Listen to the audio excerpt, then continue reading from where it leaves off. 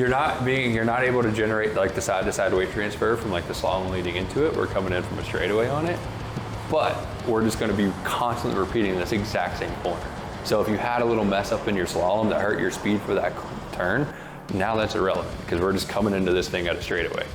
And these pendulum turns too, it's a loose surface technique only. I'm sure you guys have been told that already. Maybe Jamie mentioned it this morning. It's also low center gravity technique, so you won't see us trying to hook a pendulum in a Tacoma or anything. Maybe if it's on the ice, maybe, but we don't really recommend them. So it does have its limits. It's got to be right speed for the corner, low center of gravity on a loose surface. But it's fantastic for car control and it's fantastic for ride control. Because you guys you can use to slide in the wrong way for a corner, looking far out of that side window, and that's going to give you the confidence to be able to bring the vehicle back. But I mentioned right speed for the corner.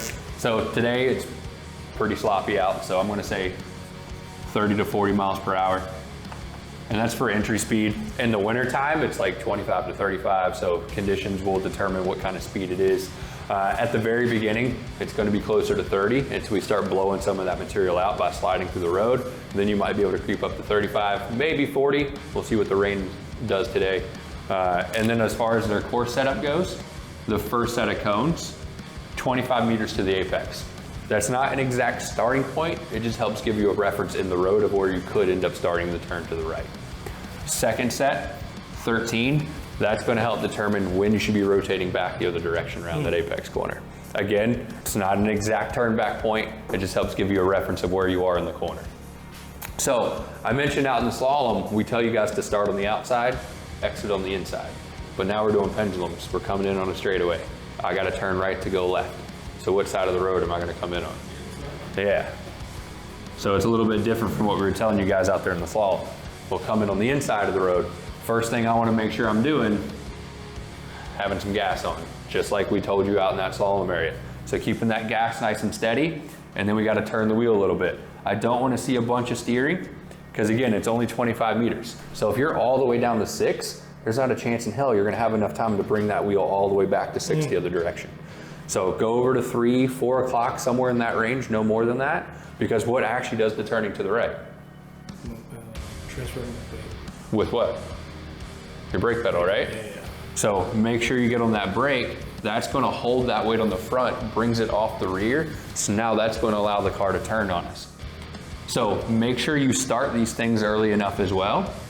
So you at least get sideways before the 13 meter cones. That's why they're there, to help give you that reference. So if you start this turn and brake really late and you're sideways up here, do you think there's a chance you're going to stay on the road anymore? No, you're just going to go cone bowling everything on the outside. So make sure you're careful with that.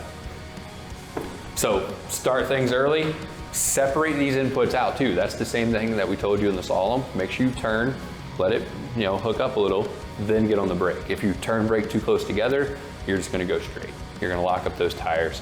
You're not going to get any oversteer out of it. So turn, brake, get the thing sideways. There is a reason why we do pendulum lefts first. When we're over here in the cars, what side of the car do we sit on in America? Left side. Yeah. So you're over here? Yeah, exactly. It's a lot easier to look out of that driver's side window. So making sure you're spotting where you want to be. And I want to look just behind that cone for some grip. Because if you look at the cone, guess what you're going to do? Go at the cone. You're going to hit the cone, yeah. And it's going to bring you back early every single time. I'm going to hit the cone. Don't look at the cone. I can't help it. So there should be like a little patch of material somewhere in here from a tire track that you can try to find. And you want to look for the material on the road, not an object that you're trying to avoid. This is just, I'll tell everyone, it's noise. It's not that important. You want to look for the material around it. That's where you want to place your tire, not on a rock. So you look for that little bit of material. That's going to dictate how much turn back you have, and then when you turn back. And I'm going to draw all the way down to 6 o'clock here, but that is a little bit of a moving target. So if you're really sideways to the road, you might need a little bit more turn back. Again, your eyes will help give you that information. If you're looking, you're still on the gas in the slide. Absolutely. Okay. So and some brake. I'll be pretty much matted with some brake for the slide. Yeah, you got it. If, I was going to say though, if you keep your eyes here and here and here, you're only going to end up turning back to about there because that's all your body knows what to do. So you really want to make sure those eyes get all the way around, then your steering will follow that. And then once that steering comes back the other direction, now it's just like that slalom turn. What do you have to do with your feet? start getting off things, right? Start releasing that brake. When you release the brake, where's the weight of the vehicle go? Back.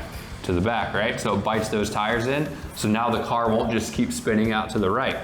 What do I also have to do with that? Lift. Yeah, lift off my throttle. Where's the weight go when you lift? Forward. Yeah, goes back on the front where those tires are pointed, rotates you back around. Now at this moment, you're actually hanging out. You're not really trying to do too much. You don't have any feet on. There's only one thing you should be worried about as the vehicle is rotating around. Looking at the end. Yeah, so we put a green cone up on the inside. So make sure you look for that green cone. That's gonna keep you patient. Because if you start looking out here, and out here, Time's cut short. right, well, and you're gonna end up jumping on the throttle. You jump on that throttle with your steering still in, front wheel drive, weight goes back, where's he gonna go? Ass out.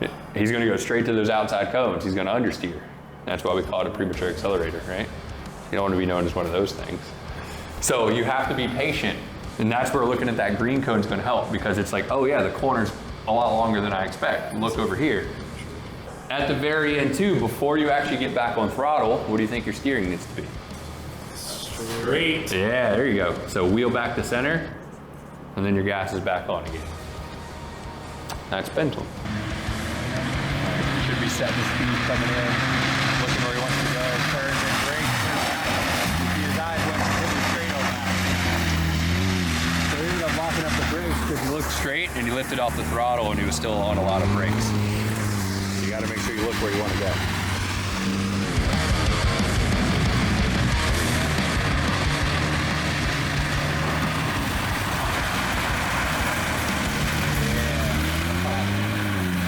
The steering a little bit on the end. You had trouble finding center, but the rest of the turn was really good. He was much more patient that time.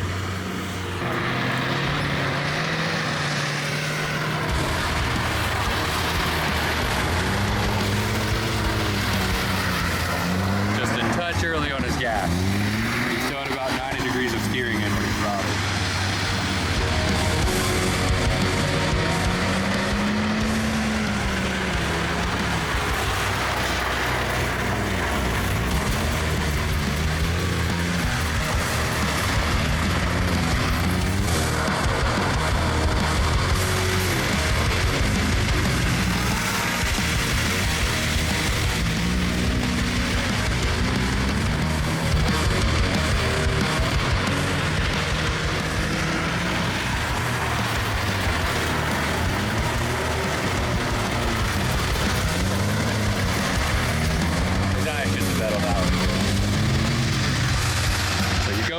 So if you're looking at the outside, you're looking at cones, you're gonna end up hitting a cone or tree, rock, whatever it may be. So make sure you always look where you wanna go.